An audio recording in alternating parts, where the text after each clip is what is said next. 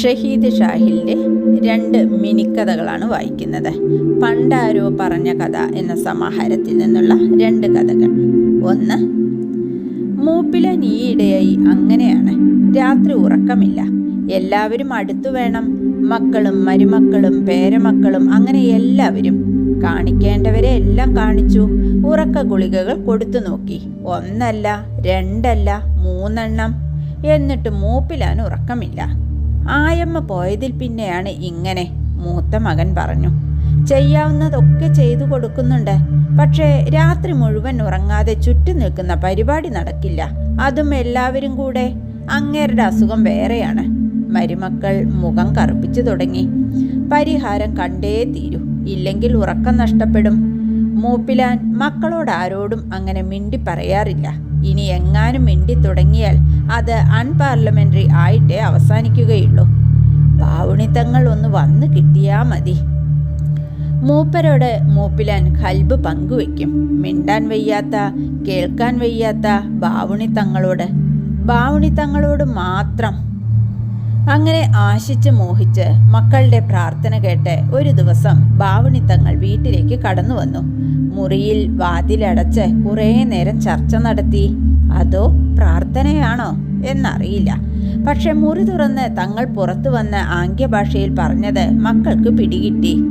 അത് ഇതായിരുന്നു: മൂപ്പിലാന് പുതിയൊരു ആയമ്മയെ വേണം. പുതുമകൾ ഒന്നുമില്ല. വയസ്സുകാലത്ത് ഒന്നുകൂടി കെട്ടണം എന്ന് തന്നെ. എതിർക്കാൻ തോന്നിയെങ്കിലും നടത്തി തന്നില്ലെങ്കിൽ മക്കളും മരുമക്കളും വരമ്പിന് പുറത്ത് എന്നുകൂടി തങ്ങൾ സൂചിപ്പിച്ചതോടെ ആദ്യം സമ്പത്തിനും പിന്നെ സർവോപരി സ്വസ്ഥതയ്ക്കും വേണ്ടി മക്കൾ അത് നടത്തിക്കൊടുത്തു. എല്ലാം കണ്ടുകൂടി തങ്ങൾ ഇറങ്ങിപ്പോയി. 1 വർഷം കഴിഞ്ഞ് ബാവണി തങ്ങൾ പിന്നെയും വന്നു. മറ്റൊന്നിനുമല്ല, മൂപ്പിലാന് ഇപ്പോഴും ഉറക്കമൊന്നുമില്ല. രാത്രി ചുറ്റും നോക്കി നിൽക്കാൻ ഒരാൾ കൂടി. പുതിയ ആയമ്മ അതിനുവേണ്ടി മാത്രമായിരുന്നു. മക്കളുടെ പ്രതിഷേധവും അമർഷവും അനുഭവിച്ച് തങ്ങൾ വീണ്ടും ഒരിക്കൽ കൂടി മുറിയിൽ കയറി കതകടച്ച് 2 പേരും കൂടി ഒരുപാട് നേരം. ഇടയ്ക്കെന്തോ ഒരു രഹസ്യമൊഴി കേട്ടപ്പോൾ ഞങ്ങൾ എഴുന്നേറ്റു. പിന്നെ 3 അടി പിറകോട്ട് നടന്നു. പിന്നെ വീണ്ടും പൊട്ടിച്ചിരിച്ചു. പിന്നെ വാതിൽ തുറന്ന് ഇറങ്ങിപ്പോയി. എന്തായിരുന്നു ആ രഹസ്യം? ആർക്കും അറിയില്ല. തങ്ങൾ പിന്നെ ആ നാട്ടിലേക്ക് വന്നില്ല. എല്ലാവർക്കും ഒരു കാര്യം മാത്രം അറിയാം: മൂപ്പിലാൻ മരിച്ചിട്ട് ഇന്നേക്ക് 10 കൊല്ലം തികഞ്ഞു എന്ന്. ബാപ്പയുടെ ഉപദേശങ്ങൾ. പണ്ട് കൊണ്ടോട്ടി കവിതാ തിയേറ്ററിന്റെ ബാൽക്കണിയിലിരുന്ന് 17 വട്ടം അവളുടെ രാവുകൾ കണ്ട ചന്തി തടവിക്കൊണ്ട് ബാപ്പ മകനോട് പറഞ്ഞു: മോനെ, സിനിമ കാണരുത്. ശരി ബാപ്പ, അവൻ തലയാട്ടി. മകനെ, മോഷ്ടിക്കരുത്. അർഹതയില്ലാത്ത ഒരു മുതലും സ്വന്തമാക്കരുത്. ബാപ്പയുടെ ഉപദേശം കേട്ട് ഉത്തരത്തിൽ പല്ലി ചിലച്ചു. നീ രാത്രി ഇടവഴികളിൽ സഞ്ചരിക്കരുത്. ഉപദേശം കേട്ട് രാവിന്റെ മറവിൽ ഇടവഴി പലവഴി സഞ്ചരിച്ചു തേഞ്ഞ അയാളുടെ ചെരുപ്പ് കരഞ്ഞുപോയി. മകനെ, 5 നേരം നിസ്കരിക്കണം.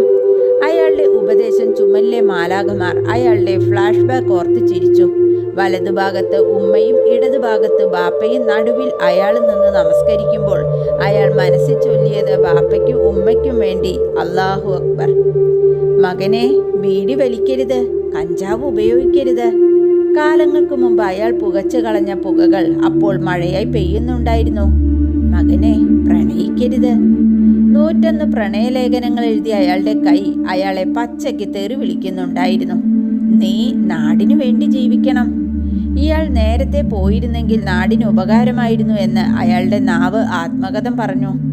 മകനെ, നീ ദാനധർമ്മങ്ങൾ ചെയ്യണം. പാവങ്ങളുടെ ക്ഷേമത്തിനായി അയാൾ നീക്കിവെച്ച 50 പൈസ അപ്പോൾ കരഞ്ഞുപോയി. ബാപ്പയുടെ ഉപദേശങ്ങളും ഭാവങ്ങളും മനസ്സിൻ്റെ പരന്ന പുസ്തകത്തിൽ കുറിച്ചിട്ട് മകൻ അടിക്കുറിപ്പെഴുതി: നാളെ എൻ്റെ മകൻ്റെ മുമ്പിൽ ഇതിലും നന്നായി ഞാൻ പെർഫോം ചെയ്യും. ഷാഹിദ് ഷഹീലിൻ്റെ 2 മിനിക്കഥകളാണ് നാം കേട്ടത്. നന്ദി.